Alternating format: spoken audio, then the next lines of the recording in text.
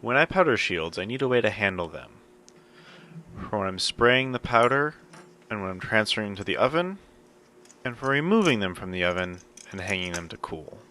On heaters, I punch holes in the corners to hang them from.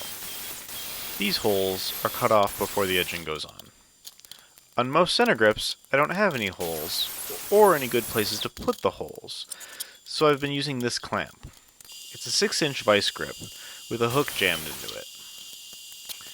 I have several center grip shields to work on this weekend, so I decided it was time to make some more hanging clamps. I started by removing the hook from the old clamp and cutting it in half, and I cut another hook from the collection. I cleaned up the connections as the hooks and the old clamp were covered with baked-on powder.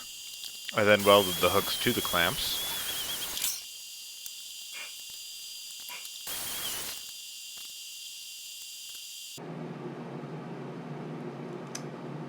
Now my workflow can include more center grip shields at the same time.